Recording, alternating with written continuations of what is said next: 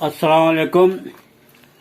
SM Rashid की अदबी दुनिया में हम आपका इस्तकबाल करते हैं। तो दोस्तों, आज हम लेकर के आ रहे हैं आपके लिए आपका पसंदीदा कॉलम, जी हाँ, लंदन की डायरी, जो अखबार मशरिक में इतवार 14 नवंबर को शाये हुआ है। लेकिन मैं आपके लिए पढ़ रहा हूँ आज सोमवार के दिन। एक दिन लेट हूँ मैं, थोड़ी तबीयत की नासाजी की वजह से मैं आपके सामने आपका पसंदीदा कॉलम लंदन की डायरी इतवार के दिन पेश नहीं कर सका, जिसके लिए मैं आपसे माफ़ी का खास उम्मीद करता हूँ कि आप मुझे ज़रूर माफ़ फरमाएंगे। तो दोस्तों, आज का उन्वान उन्होंने दिया है यार मन तुर्की। तो पेश खिदमत है आपका पसंदीदा कॉलम, जिसके कॉलम निगार हैं मोहतरम जनाब फ़हीम अख्तर लंदन। तो पेश खिदमत है लंदन की डायरी। सैर तफरीह का शौक तो बचपन से ही रहा, लेकिन माशी तंगी और कम इल्मी के बाइस हिंदुस्तान में रहकर उतनी दुनिया नहीं देखी जितना इंग्लैंड में रहकर देख पाया। इसकी पहली वजह माशी खुशहाली और दूसरी वजह ब्रिटिश पासपोर्ट का होना है, जिसकी वजह से 70 से ज़ायद ममालिक में बिना वीज़ा के सफ़र करने की सहूलत है। यही वजह है कि इंग्लैंड के ज़्यादातर लोग छुट्टी मनाने किसी न किसी मुल्क को निकल पड़ते हैं। लंदन के आसपास मुसाफिरों की सहूलत के लिए 5 एयरपोर्ट जदीद टेक्नोलॉजी से लैस हर वक्त मुसाफिरों के जहाज तक पहुंचाने और वापसी में उनकी देखभाल के लिए हर वक्त तैयार रहते हैं। इस वक्त मेरी उम्र कोई 7 साल की होगी। दादी की तबीयत काफ़ी ख़राब थी। उन दिनों टेलीग्राम का आना समझे कि कोई बुरी खबर होगी, समझिए कि कोई बुरी खबर होगी माना जाता था। टेलीग्राम मिलते ही अब्बा ने फौरन सिवान जाने का फैसला किया। मैंने भी साथ चलने की जिद की और अब्बा राजी हो गए। आनन फानन में कलकत्ता के करीब हावड़ा स्टेशन पहुंच गए। उन दिनों रेलवे रिजर्वेशन करवाना बहुत बड़ी बात होती थी। एक तो महंगाई और दूसरा आम आदमी का रिजर्वेशन डब्बे में सफ़र करने का ख्वाब, जो कि एक नामुमकिन बात थी। तूफान एक्सप्रेस अपने आन और शान से प्लेटफॉर्म पर खड़ी मुसाफिरों का इंतज़ार कर रही थी। अब्बा मुझे लिए कभी किसी डब्बे में तो कभी किसी डब्बे में सवार होने की कोशिश कर रहे थे, लेकिन कोई हमें क्यों चढ़ने दे। एक तो अब्बा के हाथ में टिन का बक्स और दूसरी शक्ल पर दाढ़ी मौजूद थी।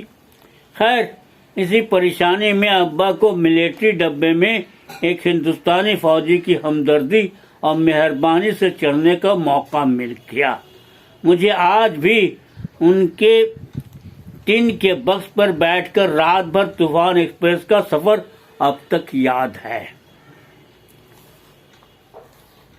2 नवंबर 2021 ईस्वी को इस्तांबुल यूनिवर्सिटी के शोबे उर्दू ने तुर्की और उर्दू जबान में तर्जुमा की बाहिमी रिवायत पर एक आलमी उर्दू सिंपोजियम का इनेकाद किया था, जिसमें मुझ नाचीज को भी अपनी राय का इजहार करने की दावत दी गई थी।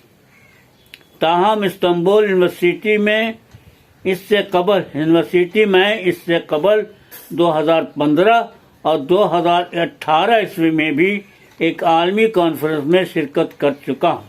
इसके अलावा 2019 ईस्वी में मौलाना रूमी के शहर की सलचक यूनिवर्सिटी में भी एक आलमी कॉन्फ्रेंस में शिरकत कर चुका हूँ। गोया कि तुर्की जाने का ये मेरा पहला इत्तफाक नहीं था, लेकिन खुदा जाने क्यों तुर्की मेरे लिए एक वाहिद ऐसा मुल्क है جہاں نہ جانے کیوں بار بار جانے کو جی چاہتا۔ تبھی تو کہتے ہیں یار من ترکی۔ منزل کا تو میں نے کئی ہفتے پہلے ہی انتخاب کر لیا تھا۔ برٹش ایئر ویز سے ٹکٹ بنوا کر booking.com کے ذریعہ رائل اٹلانٹس ہوٹل میں ایک ہفتے کی رہائش کا انتظام کروا لیا۔ لندن سے ہمارے ساتھ حال ہی میں ریٹائرڈ ہوئے غلام دودیا اور آئی ٹی ایکسپرٹ کا کاشف عمران نے بھی چلنے کی حامی بھر لی۔ ہفتہ 30 اکتوبر کی دوپہر ہیتھرو ایئرپورٹ پہنچ گیا اور ڈیوٹی فری دکان کی چمچماہٹ نے مجھے چند چیزوں کی خریداری پر مجبور کر دیا۔ تھوڑی دیر کے بعد جب ہمیں کچھ تھکان محسوس ہوئی تو ہم کافی کے ایک دکان پر بیٹھ گئے اور کافی کا مزہ لینے لگے۔ تھوڑی دیر بعد میری نظر گھڑی پر پڑی تو مجھے پتا چلا کہ جہاز پر سوار ہونے کا وقت ہو چلا۔ خیر، تیز قدمی سے چلتا ہوا میں ہوائی جہاز کے دروازے پر پہنچ گیا۔ دروازے پر ایک خوبصورت حسینہ نے خوش آمدید کہا اور میرا بورڈنگ پاس دیکھ کر مجھے میری سیٹ کی طرف اشارہ کرتے ہوئے جانے کو کہا۔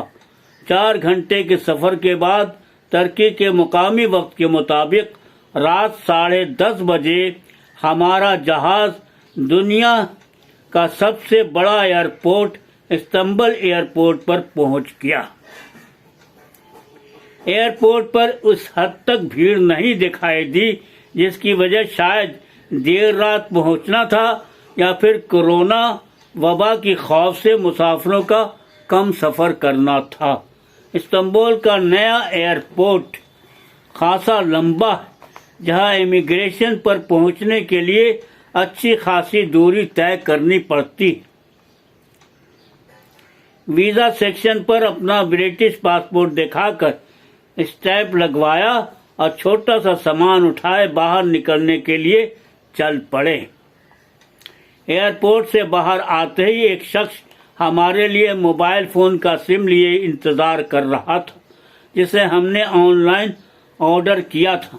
پاس ہی ایک اور شخص کھڑا ہمیں ہوٹل لے جانے کے لیے ٹیکسی پر سوار ہونے کا حکم دیا۔ یوں تو ترکی میں کئی بار جا چکا ہوں، لیکن اس بار موبائل سم اور ٹیکسی کے آرڈر سے زندگی بہت آسان لگی۔ ٹیکسی اندر سے اتنی خوبصورت سجی ہوئی اور آرام دہ تھی کہ ہمارا ہوائی سفر کا تھکان اچانک غائب ہو گیا۔ لگ بھگ 1 گھنٹے کے سفر کے بعد ٹیکسی استنبول کی قدیم گلیوں سے گزرتی ہوئی رائل اٹلانٹس ہوٹل پہنچ گئی۔ ہوٹل پہنچ کر ہم نے بلا تاخیر بستر پر دراز ہو گئے اور نہ جانے کب ہماری آنکھ لگ گئی۔ اتوار 31 اکتوبر کو سلطان احمد مسجد، جسے بلو ماسک بھی کہتے ہیں، دیکھنے چلا گیا۔ ہوٹل سے سلطان احمد مسجد کا فاصلہ کوئی 20 منٹ کا تھا، جسے ہم نے پیدل چل کر طے کیا۔ اس دوران ہمیں استنبول کا معروف گرانڈ بازار بھی نظر آیا، لیکن اتوار ہونے کی وجہ سے گرانڈ بازار بند تھا۔ بلو ماسک 1609 سے 1616 عیسوی کے درمیان تعمیر ہوئی تھی۔ اسے اس وقت کے حکمراں سلطان احمد نے تعمیر کروایا تھا۔ مسجد کے اندرونی حصہ میں بلو ٹائلز کا خوبصورت استعمال کیا گیا ہے، جس سے اس مسجد کو بلو ماسک بھی کہتے ہیں۔ بلو ماسک پہنچ کر ہم نے سیاحوں کا ایک ہجوم پایا جو مسجد کے اصول کے مطابق کھلے سر اور ٹانگ اندر نہیں جا سکتے تھے، جس کی وجہ سے دروازے پر داخل ہونے میں تھوڑا دقت بھی لگا۔ میں یہ بھی دیکھا کہ دوران نماز سیاحوں کو اندر جانے سے روک بھی دیا جاتا ہے تاکہ اس سے نمازیوں کو کسی قسم کی دشواری نہ ہو۔ مسجد میں داخل ہوتے ہی اس کی تاریخی اہمیت کا پتہ چلتا ہے۔ مسجد کے اندرونی حصے میں ترکی سنگ مرمر کے کاریگری کی بہترین جھلک دکھتی ہے، جسے دیکھ کر سلطنت عثمانیہ کی شان کا پتہ چلتا ہے۔ سیاحوں کی ایک بڑی تعداد موجود ہونے کے باوجود مسجد میں ایک خاص سکون کا احساس ہوتا ہے۔ اگلے روز ہم استنبول کے معروف توپ کاپی میوزیم دیکھنے کو نکل گئے۔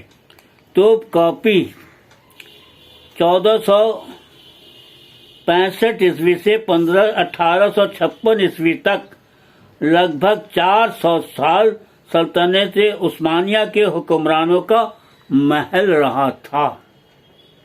اس میوزیم کی خاص بات یہ ہے کہ اس میں ہیرے زیورات کے علاوہ حضرت محمد مصطفیٰ صلی اللہ علیہ وسلم کی منہ مبارک،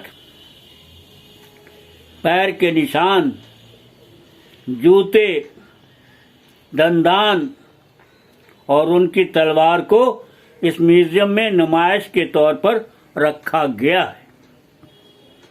اس کے علاوہ فاطمہ زہرا کا لباس اور حضرت علی کی تلوار بھی یہاں دیکھنے کو ملتی ہے۔ یہاں یہ بات میں بتاتا چلوں کہ میوزیم کے اندر فوٹوگرافی ممانعت ہے۔ منگل 2 نومبر 2021 عیسوی کو استنبول یونیورسٹی کے معروف کانفرنس ہال میں عالمی سمپوزیم کا آغاز ہوا اور چند اہم تقریروں کے بعد سیمینار کئی سیشن میں چلتا رہا۔ شعبہ صدر اردو پروفیسر ڈاکٹر خلیل توقار نے کانفرنس ہال میں موجود مہمانوں کا والہانہ استقبال کیا اور کانفرنس میں آن لائن جڑے مہمانوں اور سامعین کا بھی خیر مقدم کیا۔ دوران پروگرام چائے اور ترکی مٹھائیوں سے بھی مہمانوں کی ضیافت کرائی گئی۔ کانفرنس میں پاکستان سے تشریف لائے ڈاکٹر محمد کامران، پروفیسر شعبہ اردو اورینٹل کالج جامعہ پنجاب و ناظم اردو ڈیولپمنٹ کمیٹی، اور پروفیسر ڈاکٹر سعادت سعید GC یونیورسٹی لاہور نے کانفرنس کے سیشن کی صدارت کی اور اپنی پرمغز تقریر سے اردو اور ترکی زبان میں ترجمہ کی باہمی روایت پر روشنی ڈالی۔ اس کے علاوہ معروف کالم نویس فرخ، سہیل گوئندی اور فاروق عادل نے بھی کانفرنس میں اپنے خیالات کا اظہار کیا۔ پروفیسر ڈاکٹر اشرف کمال نے بھی آن لائن کے ذریعہ اپنی بات کہی۔ میں یہاں یہ بھی بتاتا چلوں کہ اردو اور ترکی میں باہمی ترجمہ کی روایت کے حوالے سے ایک نام بہت اہم ہے اور وہ ہے پروفیسر ڈاکٹر خلیل توقار کا، جنہوں نے اردو کے حوالے سے 35 سے زیادہ کتب اور 100 سے زیادہ مقالات تحریر کیے۔ علامہ اقبال کے خطوط، مولانا رومی کی مثنوی کے منتخب حصوں کے علاوہ اردو شاعرہ کے کلام کا انتخاب بھی ترکی زبان میں منتقل کیا۔ ان کا تراجم کے حوالے سے بہت سا کام شائع ہو چکا ہے۔ 2000 عیسوی میں پریم چند، منٹو اور منشا یاد وغیرہ کے منتخب افسانے پاک و ہند کی کہانیاں کے نام سے پہلی بار ترکی زبان میں خلیل توقار نے ترجمہ کر کے ترکی میں متعارف کرایا۔ 2021 عیسوی میں انہوں نے اقبال کی کتاب اسٹے ریفلیکشن کا اور نیز ترکمنستان کے صدر سپر مراد ترکمنان ہاشمی کی کتاب روح نامہ کا ترجمہ اردو زبان میں کیا۔ ڈاکٹر خلیل توقار کا ایک نہایت دقیق علمی اور تحقیقی کام جہان اسلام کی دریافت ہے۔ یہ 20ویں صدی کے ربیع الاول میں ترکی سے جاری ہونے والا ہفتہ روزہ اخبار تھا جو 3 زبانوں میں عربی، ترکی اور اردو میں شائع ہوتا تھا۔ خلیل توقار اپنی کتاب جدید ترکی شاعری میں لکھتے ہیں، کئی سال سے میرے دل میں بہت سی تمنائیں گشت کیا کرتی۔ اقبال کی شاعری کا تشریح و حواشی کے ساتھ منظوم ترکی ترجمہ کروں، اردو کے تمام ادب پاروں کا تعارف قارئین سے کراؤں، ایک عظیم اردو ترکی لغت تیار کروں۔